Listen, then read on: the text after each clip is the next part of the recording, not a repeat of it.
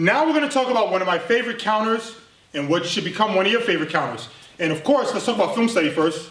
The number one guy you can see do this is Floyd Mayweather. And let's pay homage to Floyd Mayweather. Let's talk about what he's doing and what makes this technique so great. Again, the most important punch in boxing is your jab. The jab defense is just as important. Floyd Mayweather made a career. People said, why doesn't he throw so many punches, or why does his opponents freeze and not throw so many punches? Let me give you an idea why. Floyd likes to do what's called a pull counter. On a pull counter, if you take a look at my back foot and his back foot, we'll do it at the same time. We're gonna, not yet, but we're gonna move our back foot in an athletic position and our head to create some space. Let's do that together. We'll do it again faster. Pull, pull, pull. Okay.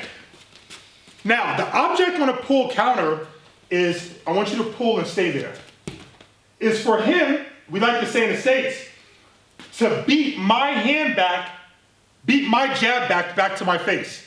So his job is to get his right hand on my face before I get my jab back. Don't hit my face, we'll just go to a slow. Okay?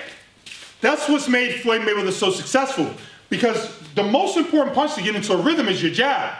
But if you've gotten a pull counter and you don't know where that came from, you're going to eventually stop throwing what? Your jab. And that is suicide versus a fighter like Floyd Mayweather. Because if you don't have a jab to enter on him, you can forget about landing any power punches. So, as boring as his fights are, we can say that it's actually quite brilliant to limit a man's punch count from 80 to 20 just off a defensive maneuver. So if you ever wondered what makes an athlete like Floyd Mayweather great, then that's your answer. Now I want to talk about some film study references. Before Floyd Mayweather, there was a great fighter named Muhammad Ali.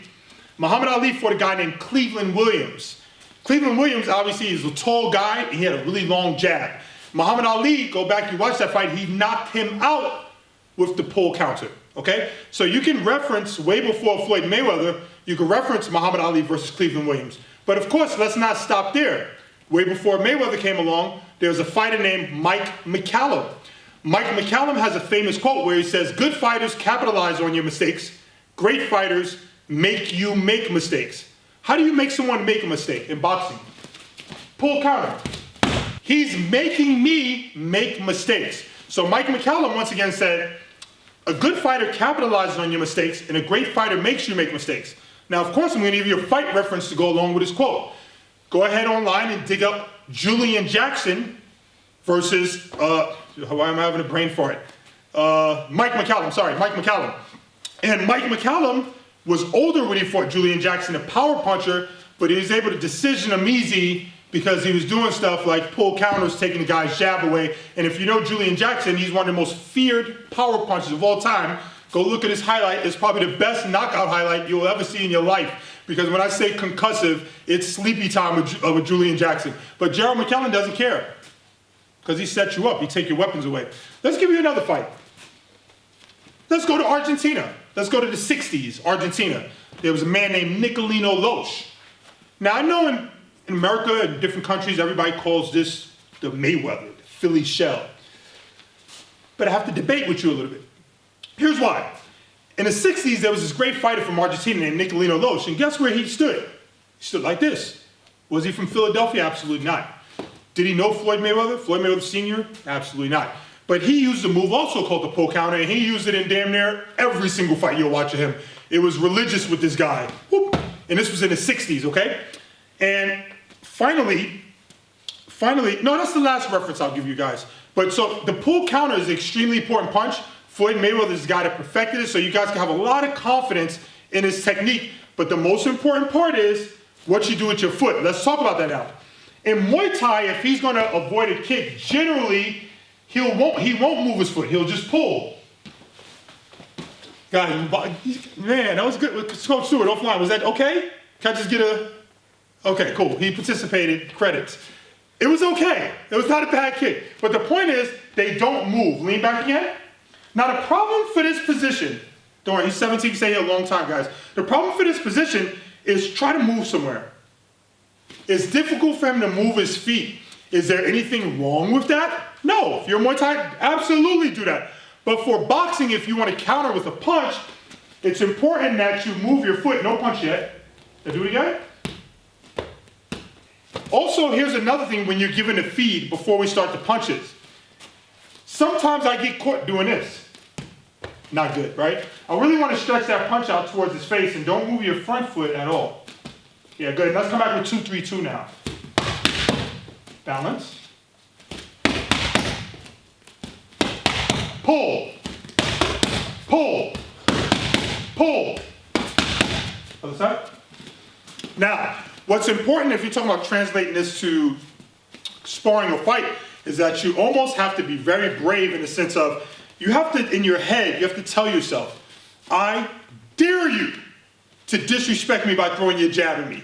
I got something for you.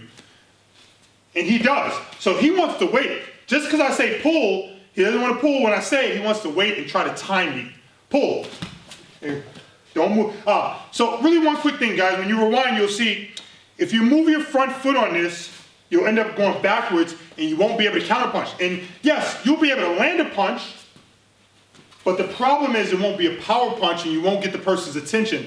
So it's really important that you keep your front foot flat when you throw the shots. I want to come back with the full combination. Pull. Beautiful. Pull. Pull. Beautiful. That's what I want. I want a reaction, but a timed reaction. Pull. Southpaw.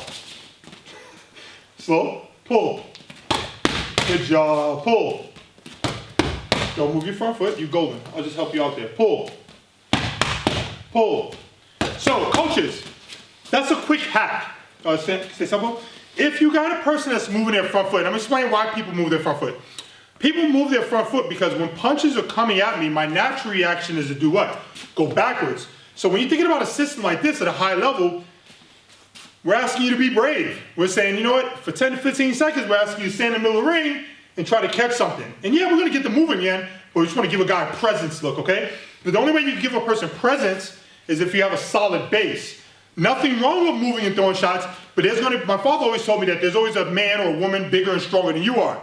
And so you can't outstrength that person, you gotta have a good technique, okay? So one of the ways you can have a good technique is by having a great base. So even if someone is stronger than you, if you have a great base, then they can't move, you can't really do much with you. So let's plant that front foot, come back with 2-2, we'll go slow. Switch, other side. Pull, pull, pull, pull, pull. Good job.